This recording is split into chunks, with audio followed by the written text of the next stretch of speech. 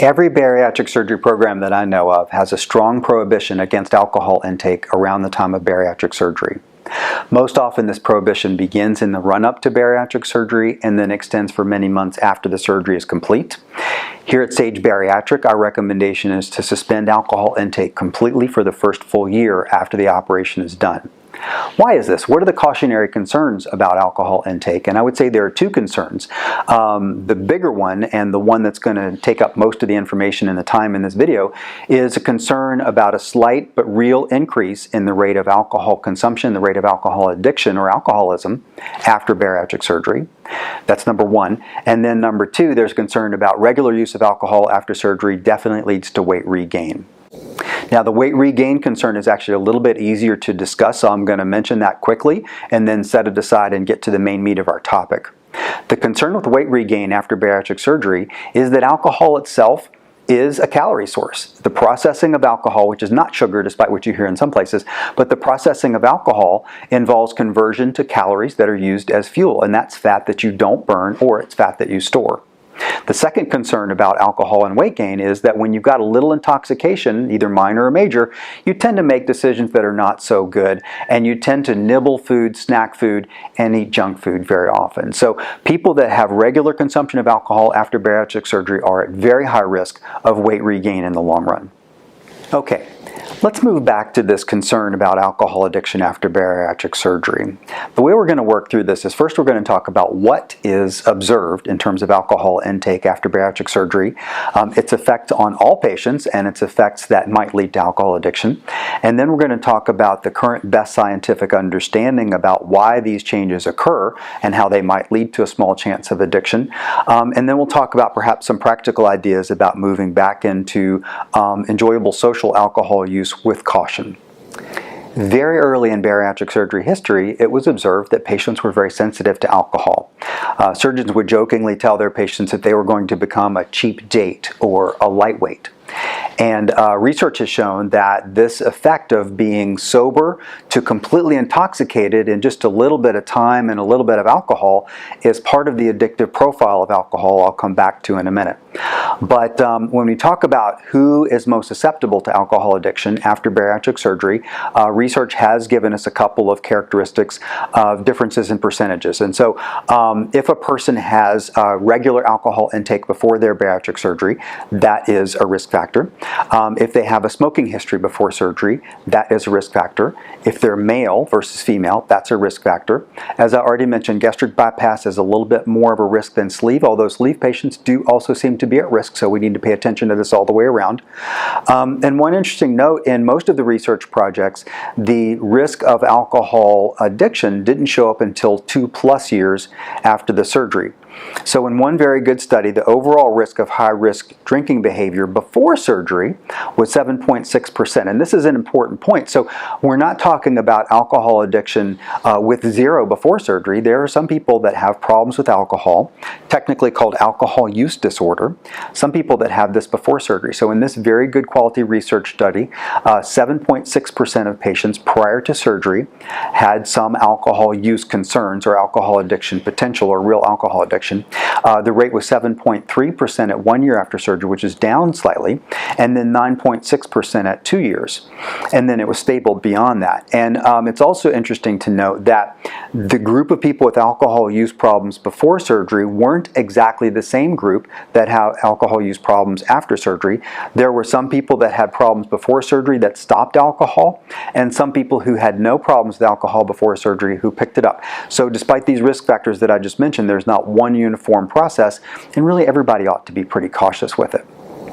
In a similar research study looking at a different group of patients, there was a 2% rate of alcohol use problems prior to surgery and a 5% at 2+ years beyond the bariatric surgery. So pretty similar numbers, talking about a 2 or 3% increase in the rate of alcohol use disorder or alcohol addiction after bariatric surgery. Now, there are two pretty interesting research studies that start to give us a crossover from what is observed with alcohol intake after bariatric surgery and start to point to a significant degree into why this is happening before I get into deep physiology. So let me review these two research studies. One of them was done in 2011. The other was a fresh study that was just done here in 2022. In both of these studies, bariatric surgical patients were tested before they had surgery as a baseline and then tested against themselves, or they were tested again at 1 year after their bariatric operation, and the results were compared with each other. So these are patients who are compared against themselves in kind of a standardized alcohol intake manner. In both of these research studies, there was a single calibrated drink that was taken in. So in the 2011 study, that tested the effectiveness of one drink, as I mentioned, and the one drink resulted in the postoperative patients having a 4 times higher peak alcohol concentration that arrived a lot faster and actually took longer to clear in the patients who had had bariatric surgery. The 2022 research study was very similar in the sense that, again, they used one calibrated drink. Again, the patients were compared against themselves when they were tested before surgery. And in a similar way, the peak alcohol concentration was higher than it had been in those same people before the surgery, and it arrived dramatically sooner. And in this study, they actually measured the timing, and the time to peak alcohol for postoperative patients was 7 minutes, but it was 43 minutes in pre-op patients. So that's like a huge difference. And this is going to come back in a little bit to the physiology piece that we're going to talk about. They also did a little bit of psychological testing in the 2022 study and asked people how they felt with their buzz or their intoxication after they had had the one drink. And they found that the reward findings on the psychology testing were higher with the intoxication level after the bariatric surgery than they had been before the surgery. And this might seem intuitively obvious. I mean, if you're more drunk, you feel better, but that's not always true. But it turned out to be true in this particular set of patients. And so that also, in some way, seems to point towards more of an addictive or attachment profile. The authors did theorize in their setting from observing their patients and talking to their patients that the rapid onset was part of the more addictive profile of the alcohol intake after bariatric surgery. Let's jump from there into the physiology of bariatric surgery and alcohol, because there is something physical that's happening that's making bariatric surgery patients more susceptible to alcohol, that makes them have higher alcohol peak levels that happen faster and are more difficult to control, that make bariatric surgery patients a cheap date. It's physiology. And to understand this bariatric surgery / alcohol physiology, first we're going to talk about the physiology of alcohol processing in a non-operated intestinal tract with the normal stomach and the normal small intestine. And the first thing to understand is that when you drink alcohol with a non-surgical stomach, that alcohol stays in the stomach for an extended period of time, and there is very limited absorption from the stomach itself. And in fact, there's an enzyme in the wall of the stomach called alcohol dehydrogenase that begins to break down the alcohol before it ever leaves the stomach. This is called first pass processing, and this is factor number 1. That means that alcohol peak levels are lower and alcohol peak levels have a slower onset in non-surgical patients with a normal stomach, because the stomach holds on to it and has minimal absorption, and the stomach processes it. Number 2, the stomach allows contents, whether it be food or fluid, to exit the stomach only gradually through this valve at the bottom of the stomach that's called the pylorus. And so the alcohol, along with other fluid contents and food contents, only gets to the small intestine in a gradual way, more gradual in a normal stomach with a pylorus than in a surgical stomach with the gastric bypass or with the small capacity of the sleeve. And that's important because the small intestine, this is factor number 2, the small intestine absorbs alcohol very rapidly. And so when you pretty much have alcohol go in and it only gradually trickles out, then there's only a gradual absorption of the alcohol into the bloodstream. Even though it's absorbed more or less immediately, it doesn't get to the small intestine very quickly. Now, number 3, when nutrients and food and toxins and alcohol are absorbed from the small intestine, they go into the portal venous system and to the liver first. And the liver is the main place that alcohol is processed. And so the liver gets a shot at the alcohol. As it passes through that portal vein, the liver has its own alcohol dehydrogenase, which will, to a significant additional degree, detoxify the alcohol before it gets to the rest of the system. There's another thing, especially with overweight people, is that the liver has a strong buffering system against alcohol, and that is the glycogen, and the fatty stores in the liver actually to a certain degree soak up or detoxify the alcohol. So once again, in non-surgical, non-bariatric GI anatomy, there are at least 3 factors, we can break them down different ways, that moderate the intake of alcohol. Number 1, the alcohol is held in the stomach with minimal absorption. Number 2, the alcohol is broken down actually in the stomach. Number 3, the alcohol only gets absorbed gradually because it only gets to the small intestine gradually. And number 3, the liver itself is a bit more robust. Even if it's not totally healthy from a fatty liver, it's a bit more robust in the context of alcohol because of the fatty liver and the glycogen stores in the liver. And so most people have the experience of not having to pay a lot of attention to how they drink, not on a minute-by-minute basis for sure. And it's not too hard to find that kind of warm, fuzzy, pleasant glow, mild intoxication level of alcohol with a normal non-bariatric stomach. And it's going to be very different, as we'll discuss coming up in just a second. Now we're going to use gastric bypass as our example of how things can be different after bariatric surgery, although as I said, the sleeve is also showing up as a situation where people can have higher peak levels of alcohol, higher onset, and they can have a higher percentage of alcohol addiction after surgery as well. But let's talk about gastric bypass. So in gastric bypass, the alcohol/fluid will enter the little stomach and more or less immediately, because it's fluid, will more or less immediately go into the small intestine. And so 2 things are not happening right there. One thing is that there is not any significant stomach processing of the alcohol. This first pass metabolism, this alcohol dehydrogenase, does not have time to act, and the little stomach is so small that basically the level of alcohol that's swallowed all becomes available to the small intestine, and then factor number 2, it becomes available to the intestine very quickly. So almost immediately when you swallow alcohol after your gastric bypass, it's going into your bloodstream, at least within a few minutes, as that research study showed with the 7-minute peak. The third thing that happens, and again, when it's absorbed into the small intestine, the alcohol passes first through the liver, and now something is different in the liver because through the massive weight loss, which is a great thing overall, the liver's glycogen and fatty stores are depleted, so there's less of a buffer or less substance in the liver to soak up the alcohol.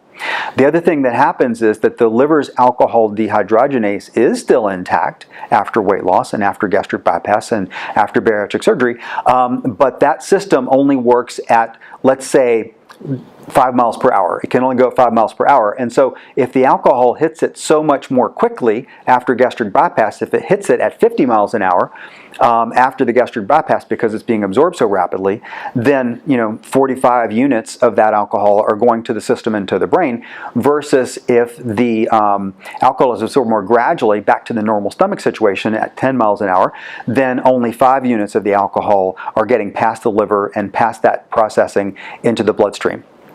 Okay, so the physiology after bariatric surgery, more or less immediately when you swallow, it gets absorbed, goes into the bloodstream, exceeds the liver's capacity to process it immediately, and it goes straight to your head. Lightweight, cheap date right there. Hey, now I almost forgot to mention one really obvious physiology change that happens that makes people more sensitive to alcohol, and that is the weight loss itself. I mean, if you lose 100 pounds, give or take, you're going to have less volume of distribution to take care of whatever alcohol you consume, no matter how quickly it's processed. Now, on a separate subject, there's a theory of alcohol addiction that I'm going to mention to set it aside, and that is the theory of addiction exchange. There's the theory that when people can't eat in the way that they used to, and this comes from a theory of being addicted to food, which I'm also not sure is really a thing very often. But anyway, the idea is that you can't eat food, so you drink alcohol instead. And I would not say that the available research has disproven that theory, but I will say that the available research does not show any support for that theory. So that's not going to be a big part of what we're going to talk about. Let's move from there into how one might cautiously and appropriately get back to alcohol in the appropriate time interval after their bariatric operation. After all, many people have alcohol as an appropriate, well-controlled social aspect of their life. And whereas there is a concern about alcohol addiction and alcohol misuse after surgery, most people don't experience that. And I think that we can reduce that percentage of addiction if we teach people how to handle it and how to use it carefully. So what are the general principles for getting gradually, safely, cautiously back to alcohol use in a way that's neither going to predispose to addiction nor predispose to weight gain? And before we talk about how to drink alcohol safely after bariatric surgery, I want to be clear and transparent and say that there's not any health benefit at all to drinking alcohol after bariatric surgery. This is strictly for pleasure, whether you feel it adds accent to food or whether it's in certain social circumstances. And I think those things are okay. I drink alcohol myself in limited amounts, hopefully on rare occasions. But I want to make it clear that it's a treat, it's an exception, it is not the optimal health plan, and there is not any physiologic need for alcohol for anyone at any time. Okay, so having said that, I recommend that you wait until your weight trajectory is as low as it's going to be and then actually rebounds just a little bit, because we talked about these factors where the liver wants to have some buffering capacity. That's a little bit of healthy glycogen, a little bit of natural fat in the liver, and just a little bit of energy back in your body. I think the other thing about waiting for this time period for your weight to reach its nadir and maybe up just a tad, not that we want weight regain, but people rebound a little bit. The reason for waiting until that point is that that's a time that you've got your other habits all in line and you're less likely to be disrupted by any adverse influence that alcohol may have. So wait for a long time. Like I said, at SAGE, our guideline is for a year. I think you can have different guidelines, but you really do need to wait for a long time. Number two, I think that your first experiment with alcohol ought to be done in a very well-controlled setting, in private, at your home, with trusted individuals, whether that be a spouse or a couple of friends.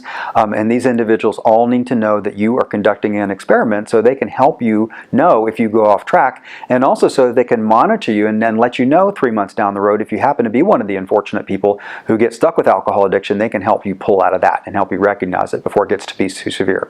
So protected environment. Number three, I think that you should have one drink, whether it be one glass of wine, one highball, etc. Keep it on the low sugar side. Of course, we're always going low carb, and so you don't want to go for the pina colada, the strawberry daiquiri, but you know, a dry white wine or a red wine or a highball that doesn't have sugar soda in it, those would be choices that would be acceptable for this. One drink I really recommend, and then the last clear recommendation is to make that take at least 30 minutes by the clock, because once again, unlike pre-bariatric surgery, where your body gradually controlled the pace of absorption of the alcohol, right now you're going to have to control the pace at which it enters your bloodstream by how quickly you swallow it. Okay, so just assume that pretty much as quickly as you swallow this, it's going to hit your head. You just need to be very slow and gradual, and that's a tricky balance, because if you get a little buzz, you're not going to pay attention. So that's why I recommend the one drink, use the clock, 30 minutes, and all those things. So I hope that will be useful to you. And when you're drinking alcohol, I recommend that you do eat some food with your alcohol. I know this is not what you're supposed to do. You're supposed to separate your fluids and your food, but remember, I said the alcohol is a treat.